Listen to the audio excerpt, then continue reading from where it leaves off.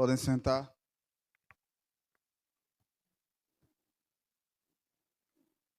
Meus irmãos e irmãs, que a graça do Senhor seja com todos nessa noite. Eu estou grato ao Senhor porque Ele me concedeu a oportunidade de estar com vocês, de rever vocês, de conhecer irmãos que eu não tinha não tive essa oportunidade. Então, para mim é um motivo de gratidão e quero agradecer, né, ao pastor Leandro por ter feito esse convite para estarmos juntos. Agradecer ao Senhor pelo privilégio de poder pregar a sua santa palavra. Agora sim, eu peço a você para ficar de pé. Vamos ler a palavra do Senhor.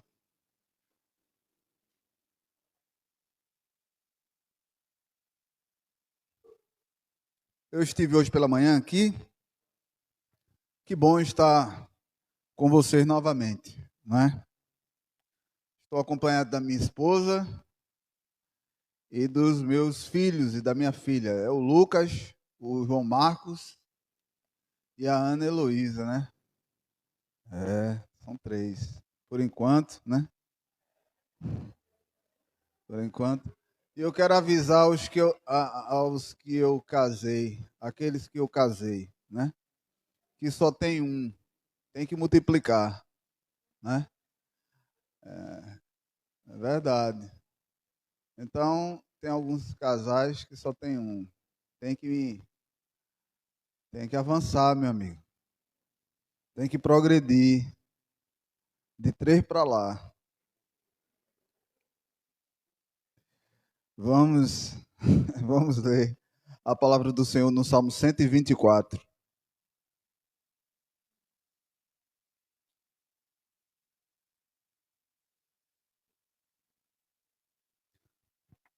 Salmo 124. A palavra do Senhor nos diz assim: se não for o Senhor que estivesse ao nosso lado, ora diga Israel, se não fosse o Senhor que estivesse ao nosso lado, quando os homens ou os inimigos se levantaram contra nós, eles então nos teriam engolido vivos, quando sua ira se acendeu contra nós. Então as águas teriam transbordado sobre nós, e a corrente teria passado sobre a nossa alma. Então as águas altivas teriam passado sobre a nossa alma.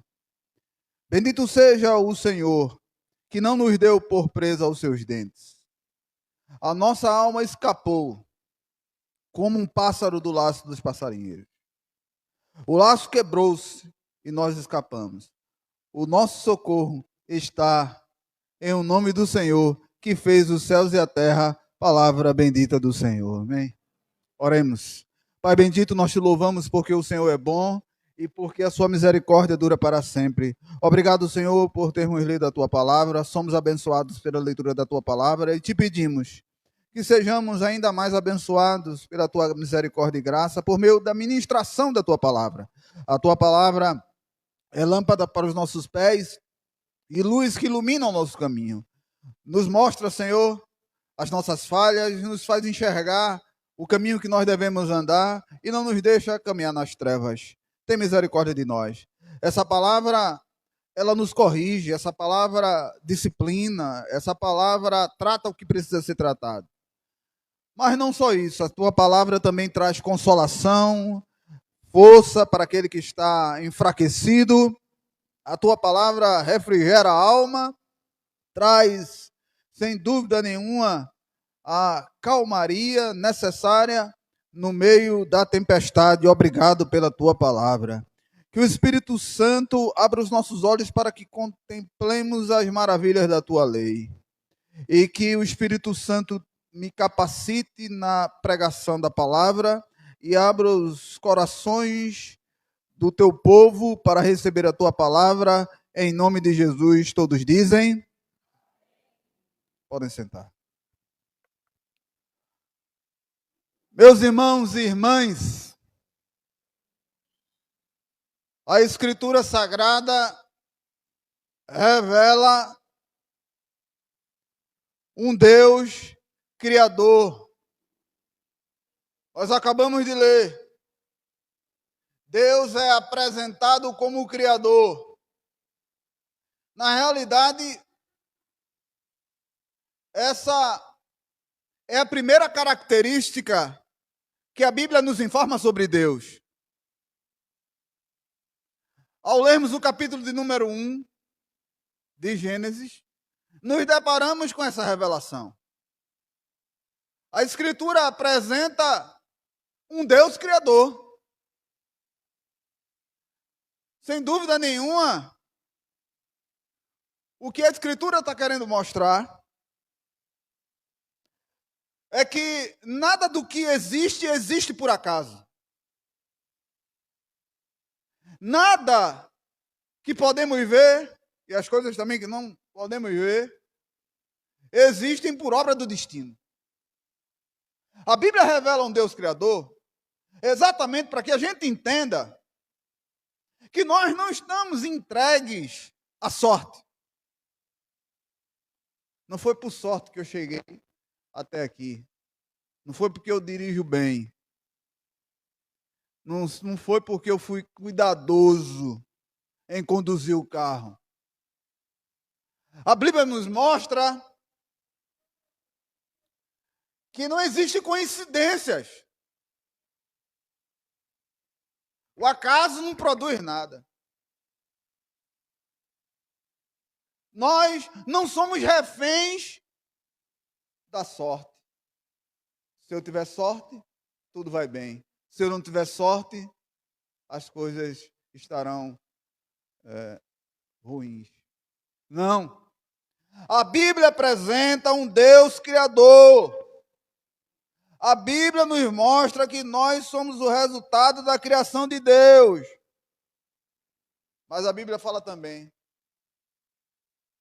a Bíblia ensina também, que esse Deus que é criador, ele é o mantenedor de tudo aquilo que ele criou. Ele não apenas criou os céus e a terra, ele mantém os céus e a terra existindo como estão. Ele não apenas me criou, ele me mantém vivo. Eu vivo por causa dele, eu respiro por causa dele.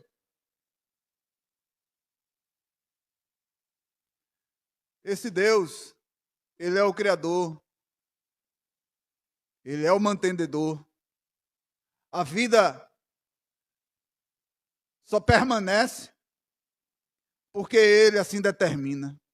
Eu só continuo vivo, só completo idades e mais idades, anos e mais anos por causa dele. Porque é dádiva dele para a glória dele. Não é por méritos que eu cheguei aqui.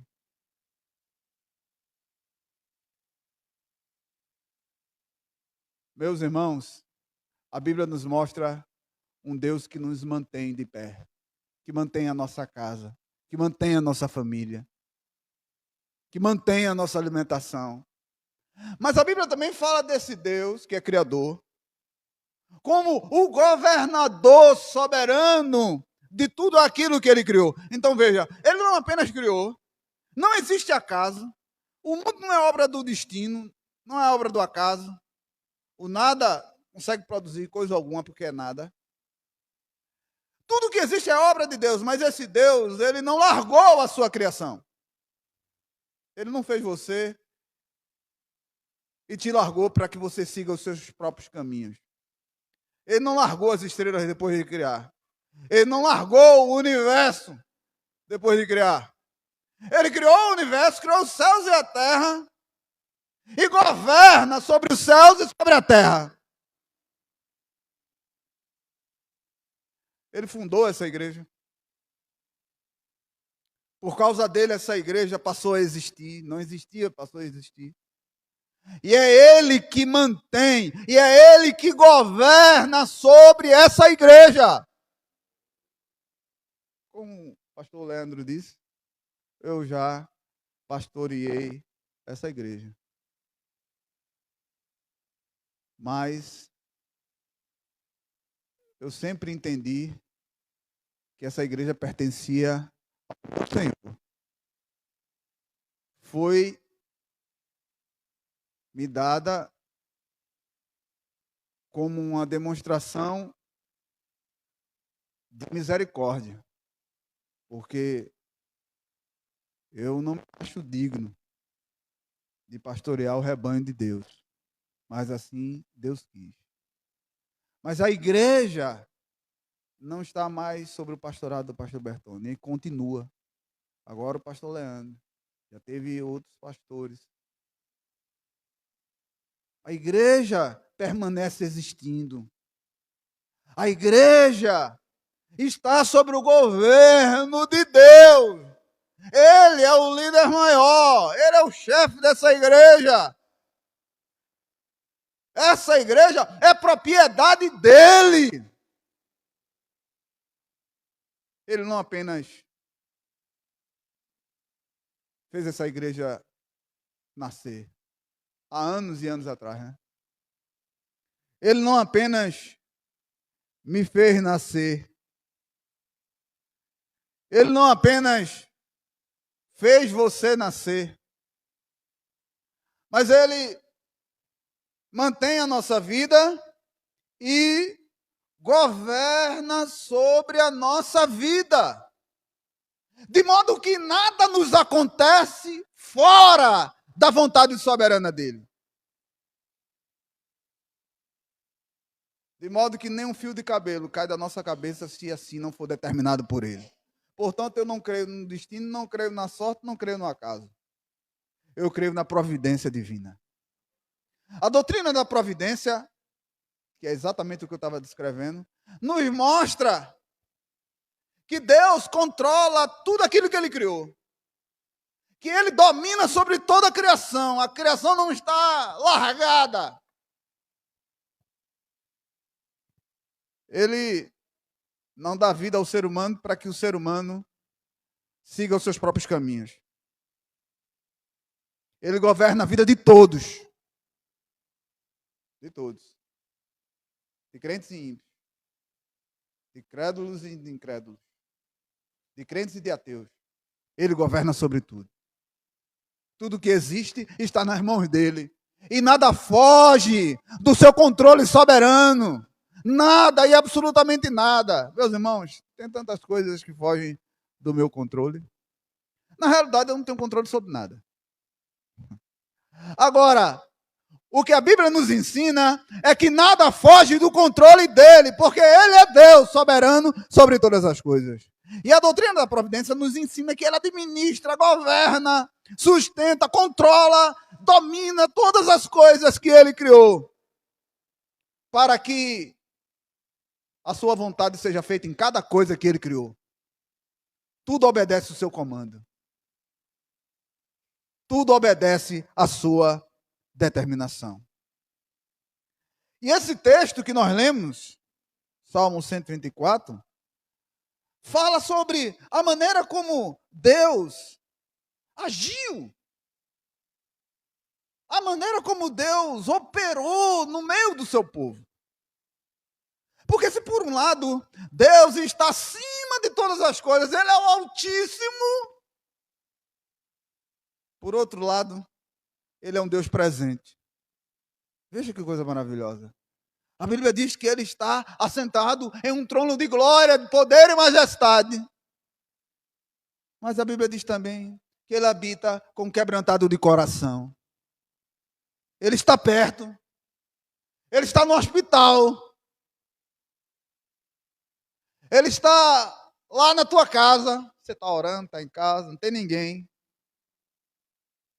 Ele está contigo, ele está comigo. Você está dirigindo, ele está contigo, está comigo.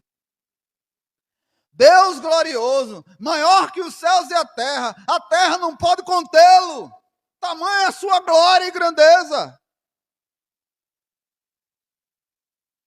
Mas ele habita com aquele que é fiel. Ele habita na vida daquele que é temente a ele, que o teme. Que coisa impressionante. Eu não consigo explicar isso. Eu só consigo me pronunciar sobre isso. Eu falo sobre isso, mas eu não consigo entender tamanha é a grandeza de Deus. Meus irmãos, esse Salmo 124, ele foi escrito para que o povo de Deus não esquecesse dos feitos de Deus. Porque, como eu disse, ele, embora seja um Deus transcendente, ele está presente. Ele está presente quando você sofre. Ele se faz presente na hora da tua dor. Quando não tem ninguém, ele se apresenta como aquele que é, que faz, que pode e que realiza todas as coisas. E esse salmo é o momento em que o povo de Deus, o povo da aliança, está relembrando os feitos de Deus. E por que é importante relembrar os feitos de Deus? Para que a gente tenha a fé fortalecida para o que está acontecendo e para o que pode acontecer. Vou repetir. Por que é importante nós lembrarmos do que está escrito, lembrarmos dos feitos de Deus, lembrarmos que o Deus que nós servimos abriu o mar vermelho, o Deus que nós servimos produziu pão, maná no deserto, do nada fez tudo, criando os céus e a terra, ressuscitou mortos, Deus de vitórias. Por que isso é importante? A gente lembrar, a gente ler e reler os feitos de Deus escritos na Escritura Sagrada, registrados na Escritura Sagrada. Eu quero enfatizar, eu sou fortalecido em relação ao que eu estou passando. Porque diante do que eu estou passando, eu me deparo com aquilo que Deus fez e creio que Ele é poderoso para fazer, para operar, para agir, para realizar o que Ele quiser.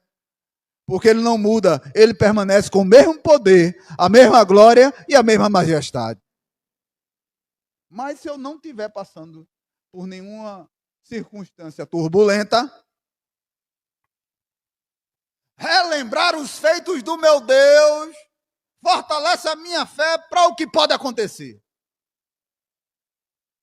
Se o Senhor não estivesse ao meu lado, se o Senhor não estivesse com Israel, eles estão relembrando momentos difíceis em que eles foram alvo da intervenção divina, momentos em que eles estavam em aperto e foram socorridos. Eles estão relembrando. Estão trazendo à memória aquilo que pode dar esperança, que é a fé em Deus.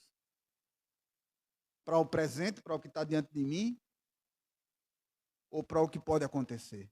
A palavra nos sustenta, nos fortalece e nos faz entender que se existe alguém que muda, sou eu. Se existe alguém que muda nesse relacionamento entre eu e Deus, sou eu. Mas Ele não muda. Ele permanece o mesmo. Bendito seja o nome do Senhor. E onde era usado esse salmo que está aqui escrito? Como é que o povo de Deus relembrava dos feitos de Deus através desse salmo? Cantando. Todos os salmos são canções, são músicas. São várias composições. E o Salmo 124, ele faz parte de um conjunto de cânticos que eram cantados pelo povo de Deus quando caminhavam de terras distantes em direção a Jerusalém. Então, observe bem. Você tem o Salmo 120, 121, 122, 123, 124, 125, 126. Todos são chamados de salmos dos peregrinos ou salmos de romagem. Eram salmos cantados pelo povo de Deus que não morava em Israel, morava distante, e que separava pelo menos uma vez por ano, alguns dias, para retornar à sua terra, para cultuar e para adorar a Deus. E eles iam caminhando, óbvio, não existia automóvel, não existia ônibus, não tinha veículo, né? Então eles iam caminhando das suas casas distantes para Israel. Não dava para ir toda semana. Então alguns, boa parte deles, escolhiam uma data, uma ocasião especial, uma celebração tradicional para ir. Eles iam cantando em romaria. Você sabe o que é romaria, né? Você já foi católico como eu, que fui e não sou mais. Você sabe o que é uma romaria, né? Então, eles marcavam para irem juntos, as famílias que moravam fora de Israel, irem juntos, andando, passando dias, caminhando em direção a Jerusalém para adorar a Deus. E eles iam então, citando esses salmos, cantando. Salmo, por exemplo, 121, eleva meus olhos para os montes, de onde me virá o socorro? Será cantado pelos peregrinos. O meu socorro vem do Senhor que fez o céu e a terra. E esse Salmo 124, como eu disse, faz parte desse inário, vamos chamar inário da peregrinação. Inário da Romaria. Romaria Santa. E no Salmo 124, eles estão trazendo à memória a grandeza de Deus. Eles estão caminhando e meditando na grandeza de Deus. Meus irmãos, um peregrino, uma família que saía de terras distantes para Jerusalém, estava à mercê de muitos perigos, né? Muitas coisas ruins poderiam acontecer. Interessante que o Salmo 121 fala do socorro de Deus, fala na proteção. Fala do sol durante o dia e da lua durante a noite, que era exatamente o que eles viviam. Caminhavam durante o dia, à noite dormiam. Durante o dia, o sol muito quente. Durante a noite, um frio muito intenso. E Deus está dizendo, o sol não vai te molestar, e nem de noite a lua. O Senhor é quem te guarda. O Senhor te guardará de todo mal. Sabe por quê? Porque quando eles se deslocavam de uma ponta para outra, de um ponto geográfico para outro, de onde habitavam para Jerusalém, eles não tinham escolta armada. Eles não tinham segurança particular. Israel não mandava uma guarnição de soldados para proteger. Você pegava a sua família e ia embora andando. Então, meus irmãos, eles vivenciavam a providência de Deus, o governo de Deus, a direção de Deus, dia após dia, enquanto eles peregrinavam. E o texto então diz, olha, ele é aquele que te guarda. Eles estão vivendo essas verdades. E essas verdades estão sendo registradas. Salmo 124, ele foi escrito por Davi, mas era cantado pelos peregrinos. E Davi conhece muito bem os feitos de Deus. Ele conhecia muito bem a grandeza de Deus. Mas eu preciso dizer aos irmãos que hoje, à noite, eu não vou tomar o tempo que aconteceu hoje pela manhã. Então vocês vão para casa mais cedo. É porque eu acabei a introdução agora. E agora que vai começar a expor o texto. Mas eu já quero acalmar o coração de vocês, porque são 19 horas e 53 minutos. Eu estou com a cara no celular aqui, com esse negócio aqui. Não sei se é cronômetro ou uma coisa aqui. Tentei colocar, não deu certo. Pronto, então agora está no horário. Então vamos caminhar? Amém? Primeiro ensinamento desse texto. Na realidade, primeiro ensinamento que eu quero destacar sobre o que a Escritura nos ensina a respeito da providência de Deus, a respeito da ação de Deus na vida do povo de Israel. Olhando para a Escritura Sagrada, nós encontramos aqui no versículo 1 do capítulo 124, que Davi diz, olha, se não fosse o Senhor que estivesse do nosso lado, nós estaríamos perdidos. Davi está relembrando os momentos em que Deus esteve ao lado do seu povo. Mas eu preciso dizer, à luz da Escritura Sagrada, que nem sempre Deus esteve ao lado do seu povo. E aí você me pergunta, não estou entendendo nada, pastor. Porque você está dizendo que Deus esteve ao lado do seu povo, estava ao lado do povo, estava ao lado do povo, ao lado do povo. Porque o povo era o povo da aliança, e agora não está mais ao lado?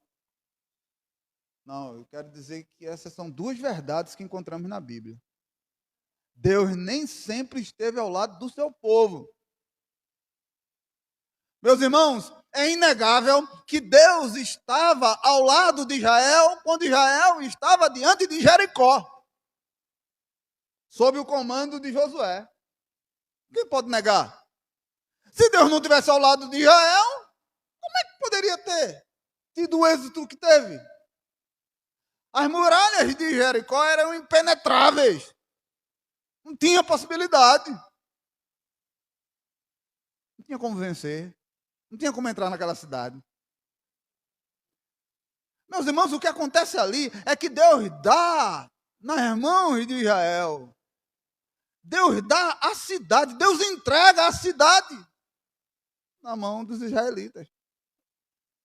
Eles não precisam atirar nenhuma flecha. Deus monta uma estratégia inusitada, totalmente fora da lógica humana, porque Deus trabalha com a sua própria lógica. Deus não trabalha dentro da nossa lógica. É por isso que a gente não entende como Ele faz o que Ele faz e como Ele fez o que Ele fez. Ele dá uma estratégia que não tem nada a ver com procedimento militar. Manda as pessoas darem volta na cidade e tocar trombeta. Isso é sem paralelo na história das guerras na antiguidade. Não existe isso, uma estratégia dessa. Mas Deus tem o seu modo peculiar de trabalhar, de agir. Ele age como Ele quer, para a glória do nome dEle. O resultado é que as muralhas, você sabe, caíram. Deus deu aquela cidade nas mãos entregou nas mãos de Josué. Foi uma grande vitória. E aí, o que é que acontece? Eles vão para a próxima cidade, que é a cidade de Ai. Uma cidade menor. Uma cidade que não tem um poderio de reação, um poderio militar que Jericó tinha, a fama que Jericó tinha, a cidade de Ai não tinha. Então os israelitas disseram, nós não vamos mandar o nosso exército completo, como a gente fez com Jericó. Vamos mandar uma parte mínima de pessoas, de homens para essa batalha, e tranquilamente teremos a vitória. Foi um fracasso terrível. Eles foram humilhados, tiveram que correr, fugir, foram derrotados terrivelmente. E aí vem o choro, a lamentação de Josué. Por que é que Deus não esteve do nosso lado agora? Foi porque de uma hora para outra, de uma cidade para outra, Deus se tornou impotente? Não. Quer dizer que ele teve poder para derrubar as muralhas de Jericó, mas não tem poder para destruir uma cidadezinha chamada Ai. Não. Não foi por falta de poder. Deus esteve realmente ao lado de Israel, mas agora ele não estava mais ao lado de Israel. Por quê? Porque tinha pecado. Ah, meus irmãos, todas as vezes, irmãs, todas as vezes que Israel se desviou de Deus, Deus não deixou de estar ao lado do seu povo. Eram oprimidos pelos fariseus, eram capturados pelos babilônicos. Todas as vezes que Israel se desviou dos mandamentos de Deus, seguiu o caminho da idolatria, da adoração de falsos deuses, seguiu no caminho da desobediência, Deus deixou Israel seguir em direção às consequências. Deus não esteve ao lado de Israel em todo o tempo, só porque era seu povo. Ser povo da aliança não significa que Deus é refém de cada um de nós para fazermos o que quisermos sem entendermos que tudo que fazemos tem consequência. Então Deus não esteve ao lado de Israel. Medianitas, filisteus, os babilônicos e tantos povos. Você observa isso claramente quando você lê o livro dos Juízes. Lendo o livro dos Juízes, você vê que Israel era abençoado, Deus dava vitória, Deus produzia uma grande conquista. Com pouco tempo, Israel se desviava, aí surgia um inimigo, dominava Israel. Israel clamava a Deus, Deus levantava um libertador, o juiz era um libertador, um governante, Sansão e tantos outros. Foram levantados, Israel era libertado, estava tudo bem, depois se desviava de novo e era sucumbia novamente, eram aprisionados novamente, eram dominados novamente por outras nações, por outros povos, pelos povos que habitavam naquelas terras. Então fica claro ao ler o livro de Juízes, o livro dos Reis também, que Deus nem sempre esteve ao lado do seu povo. Nem sempre.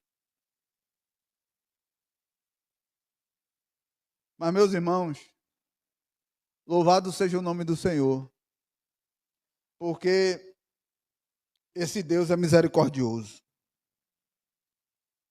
Porque, se por um lado Deus não esteve ao lado do povo, mas quando havia arrependimento, quando havia decisão por mudança concreta, Deus estendia sua misericórdia.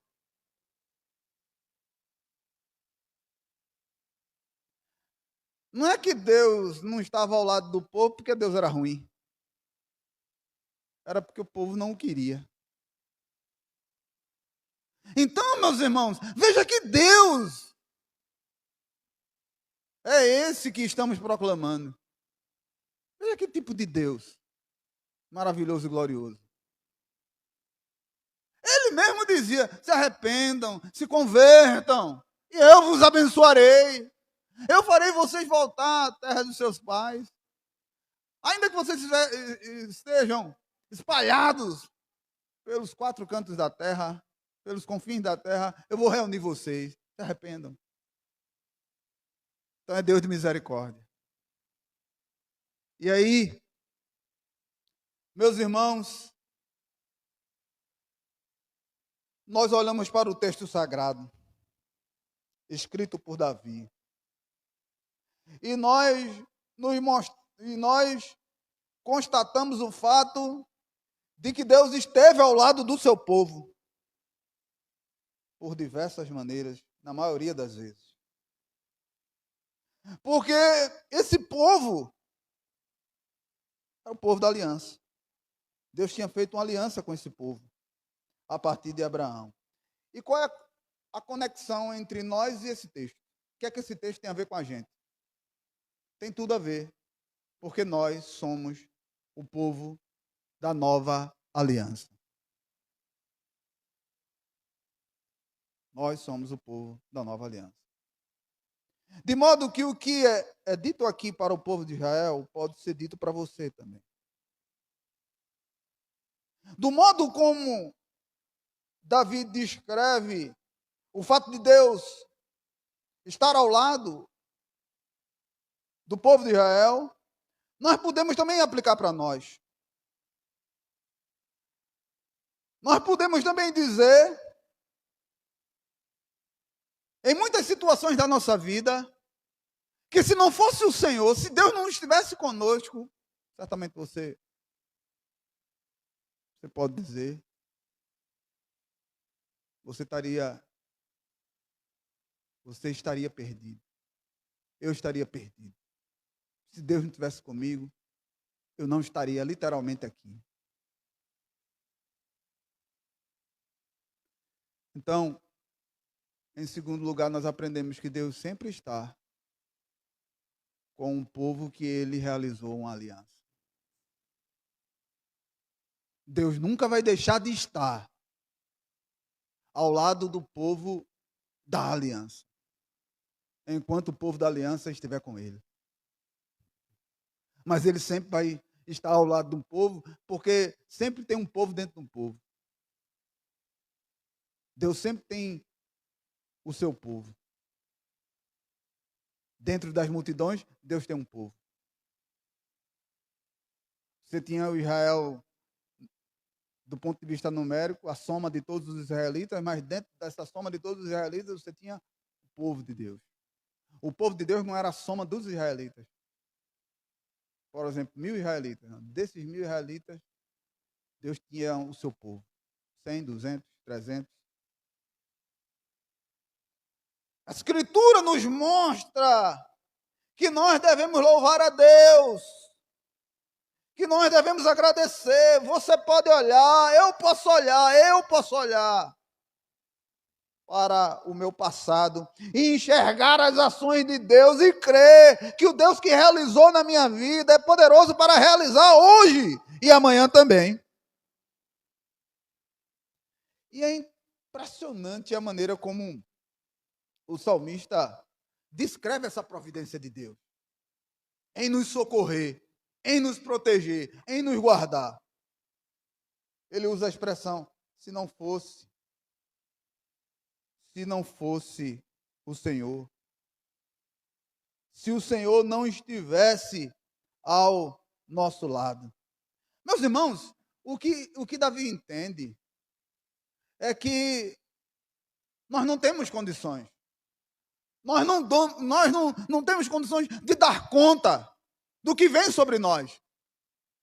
Nós não temos como resolver. Quando a tempestade surge, a gente não sabe o que fazer. A gente não pode solucionar. Quem soluciona é Ele. Essa expressão, se não fosse o Senhor, é uma expressão que indica a impotência. Oh, se dependesse de mim, eu estava perdido. Se não fosse Deus, bendito seja o nome do Senhor. Denota impotência.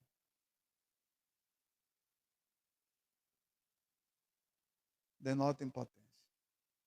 Meus irmãos, nós não podemos. Nós não podemos enfrentar os perigos desse mundo. Nós não podemos enfrentar a maldade desse mundo, a criminalidade. Mas Ele pode. Se não for o meu Deus, eu não chego a Caruaru amanhã. Mas eu creio que vocês vão orar por mim. Se não for Deus ao teu lado, você não amanhece o dia. E eu quero que você amanheça. Por que eu escapo dos perigos? Por que o maligno não faz comigo o que certamente ele quer fazer de mal? Porque existe um Deus nos céus que controla todas as coisas e que governa a minha vida. E se não fosse Ele, eu estaria perdido. Maldade, criminosos, bandidos, Se não for Deus, como é que a gente chega em casa hoje? Se não for o Senhor, como é que a gente vai e volta do trabalho? Como é que a gente vai conseguir chegar ao fim do expediente? Sei não. Como é que a gente chega ao final de semana? Se não for o Senhor? Como é que a gente chega ao final de um ano, se não for o Senhor? Se não fosse o Senhor na tua vida e na minha vida, nesse período de pandemia, a gente estava perdido. Quantos morreram? Deus preservou a tua vida. Ele te ama. Se não fosse o Senhor, eu poderia não ter passado por essa pandemia. Você também não. Deus tomou para si, chamou para o paraíso, para o seu reino. Um pastor muito querido, grande servo de Deus, pastor João Damasceno. Eu não sou melhor do que ele, não sei porque é que eu estou aqui. Certamente ele era melhor que eu, Deus tomou para ele. Então, o pastor João Damasceno eu conheci na estância, quando eu era seminarista. Né? E a gente nutriu um relacionamento, uma amizade, mas ele não passou pela pandemia. Deus assim não quis. É ele que determina os dias e as horas. É o resultado da sua administração. A criança nascendo, o idoso falecendo, o dia do nosso nascimento, o dia da nossa morte, está no controle dele, está escrito, determinado. Isso é a providência divina. Então, se não fosse o Senhor, eu estaria perdido, você também. O versículo de número 2 diz: quando os inimigos, ou quando os homens, né, na minha versão, se levantaram contra nós. A questão é, eu não poderia detê-los. O ensinamento aqui é, eu não teria condições de resistir. Quando os inimigos se levantaram contra mim, eu jamais resistiria se não fosse Deus. Essa é a ideia. Se levantam contra nós problemas maiores do que nós. Se levanta na nossa família situações inesperadas, problemas inesperados, situações imprevisíveis. Tem aquelas situações que dão um sinal de que vai acontecer alguma coisa complicada. Mas a maioria das situações que acontecem com a gente nos pegam despreparados. Então, quando Davi diz, se não fosse o Senhor que estivesse ao meu lado, quando os inimigos ou os homens se levantaram contra nós, ele está dizendo que este seria o fim. Ele não tinha possibilidade de resistir. Nós não podemos resistir, meus irmãos. Nós não temos estrutura para aguentar a provação, sofrimento, a dor. É Deus que nos sustenta. Como é que a gente sai da enfermidade para a saúde? Como é que a gente consegue se recuperar de uma doença? Como é que a gente consegue se levantar de uma cama? É Deus, é o Senhor. Se não for o Senhor, nós estaremos perdidos. E para enfatizar ainda mais essa ideia, Davi diz, eles, os inimigos de Israel, os meus inimigos, teriam me engolido vivos quando a sua ira se acendeu contra nós. Então, é óbvio que nós não vivenciamos as mesmas coisas. Davi está falando de um inimigo concreto, um inimigo real, né? Era realmente um inimigo. Mas eu posso aplicar essa verdade, esse texto, pensando em tudo aquilo que se acende contra nós, que se levanta contra nós, que vem contra nós e que a gente não consegue dar conta. Que se instala na nossa família. Nossa filha, nosso filho. Uma doença terrível. Totalmente inesperada. Ou um problemazinho que evolui rapidamente para um problemão. Uma pequena coisa que de repente se torna uma grande coisa. E a gente não sabe o que fazer. Eles nos teriam engolido vivos, é uma expressão hebraica que aponta pelo menos para 4 questões importantes. Quando Davi usa essa expressão, versículo 3 ao versículo 5, 3 ao versículo 5, ele está querendo dizer, o pior teria me acontecido se não fosse Deus. As águas teriam transbordado sobre nós e a corrente teria passado sobre a nossa alma. A alma aqui é vida. Ele está usando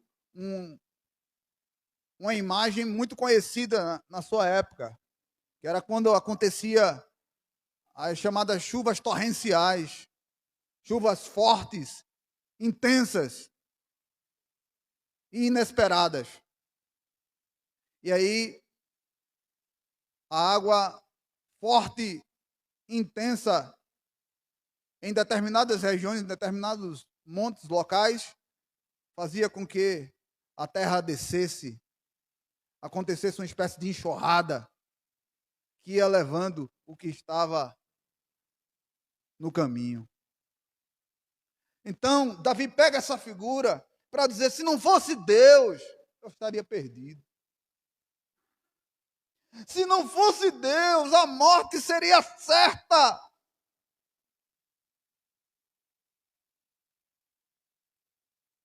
Terceiro lugar, se não fosse Deus, não existiria escapatória. Estava perdido.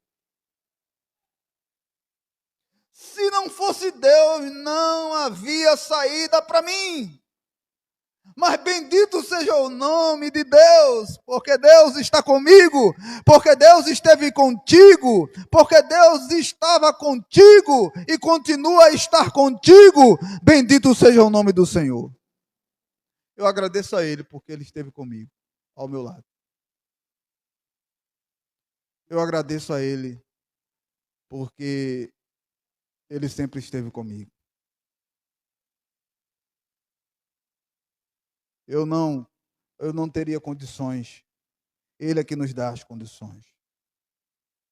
As águas altivas teriam passado sobre a nossa vida. A ideia de ser coberto pelas águas e, consequentemente, se afogar e morrer. Mas por que é que não acontece? O pior que possa acontecer.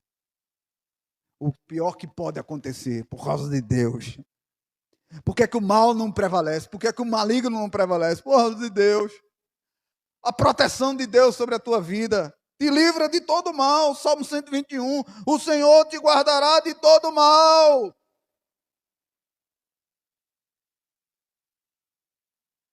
Em terceiro e último lugar, veja como eu estou dentro do tempo. Certo? Terceiro e último lugar, 8:17. Então estou dentro do tempo. Terceiro e último lugar, a Escritura nos ensina que Deus nos livra de todo mal porque Ele é soberano. Amém? A Escritura nos ensina que nem sempre Deus esteve ao lado do seu povo. Segundo, a Escritura nos ensina que Deus sempre estará com o povo da aliança, que vive em fidelidade a Ele. E, em terceiro lugar, a Escritura nos ensina que Deus nos livra de todo mal, porque Ele é soberano. Onde é que está isso, pastor? Está aqui no versículo de número 6. Bendito seja o Senhor, a expressão de adoração. louvado, adorado, exaltado. Eu quero destacar Deus, a grandeza dele. Essa é a ideia. Por quê? Porque ele não nos deu por presa aos seus dentes. Mais uma figura. Davi gostava muito de usar figuras do seu cotidiano, que ele sabia que os seus conterrâneos, né, que o seu povo, que os seus leitores iriam entender. Todo mundo em Israel nessa época sabia o que era ser uma presa ou ser devorado. Essas linguagens de floresta, essas coisas de caça. Então, Davi sabia que eles entendiam. Agora, pastor, você disse que Deus é soberano, é verdade. Ele nos livra de todo mal porque ele é soberano. E onde é que está isso? Está aqui, versículo 6. Bendito seja o Senhor, nós já vimos, que não nos deu por presa ao dente dele. A ideia é a seguinte: nós éramos uma espécie de coelhinho e os nossos inimigos um leão. Nós éramos uma presa indefesa. Diante de um leão, o que a gente podia fazer? Mas Deus não nos deu aos dentes do leão. É uma figura de linguagem. Quer dizer o quê? Que Deus é soberano. Veja, Deus nos deu, quer dizer, Deus poderia dar. Dá ou não dá, compete a quem? A Deus. Adoecer ou não adoecer, está nas mãos de Deus. Viver ou morrer, está nas mãos de Deus. Ele é soberano. O que acontece na minha vida é o resultado daquilo que ele determinou. O meu futuro está nas mãos dele, o teu futuro está nas mãos dele. Eu tenho muita certeza em relação a isso. Não tenho nenhuma dúvida. Isso é o que me faz sair de casa todos os dias e não entrar em pânico. Porque eu sei que há alguém que controla tudo o que acontece na minha vida. Você pode andar na segurança do Senhor, na certeza da segurança do Senhor. Ele é soberano, ele não nos deu. Ele tem um controle, é ele que permite, é ele que não permite.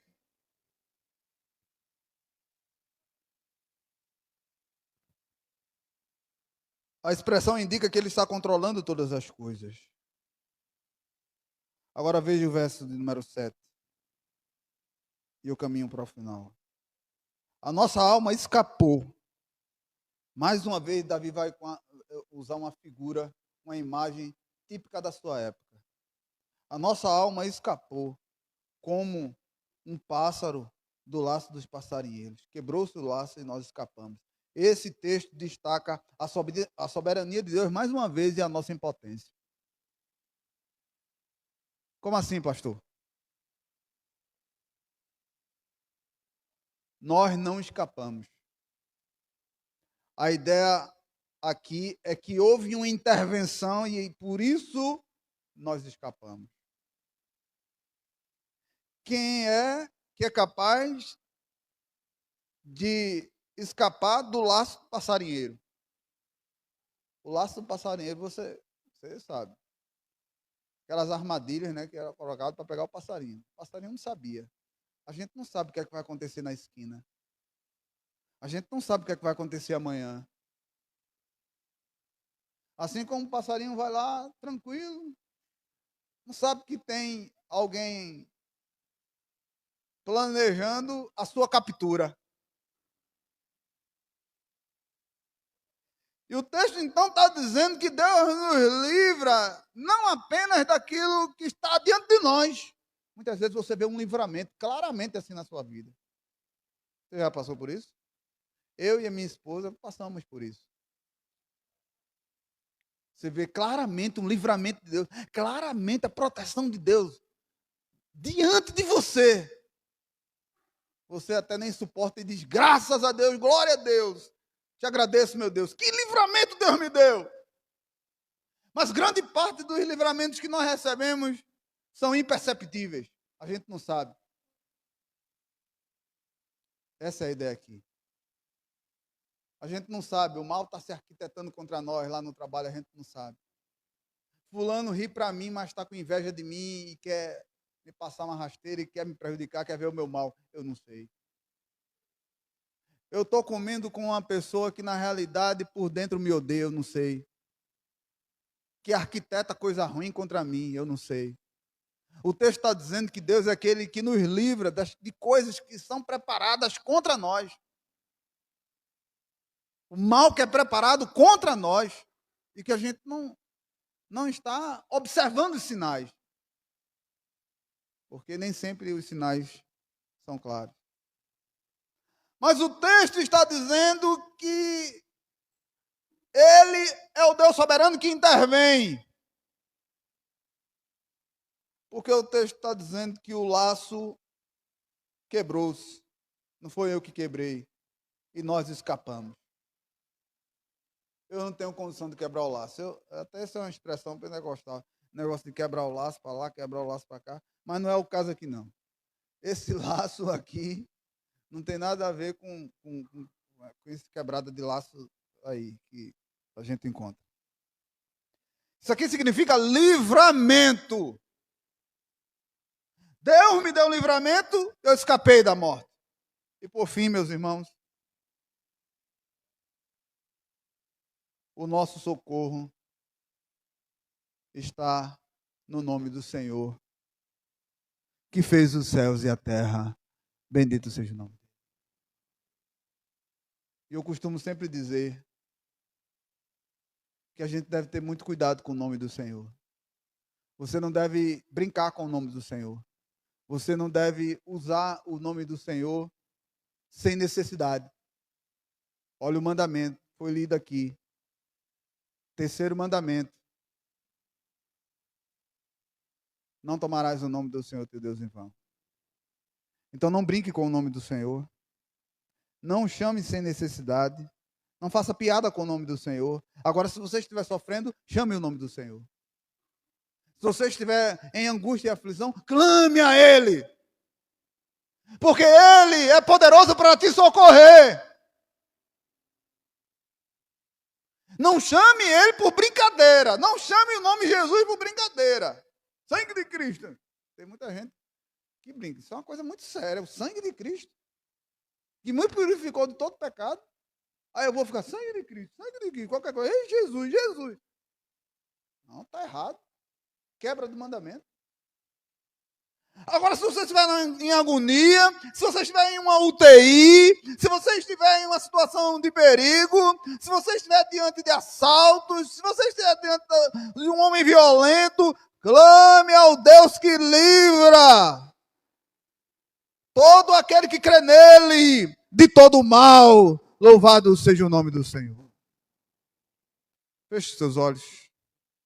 Vamos falar com o Senhor nosso Deus. Pai bendito, muito obrigado pela tua palavra nessa noite, a maneira como o Senhor quis tratar conosco. Bendito seja o teu santo nome. Que o Senhor conceda graça a Leandro, a Thaís, a esta família. Ó Deus, que esse ministério seja abençoado, que essa igreja seja mais e mais abençoada, que o Senhor conceda a ele sabedoria e graça. Que o Senhor fortaleça essa igreja mais e mais. Em nome de Jesus, todos dizem. Deus abençoe a todos.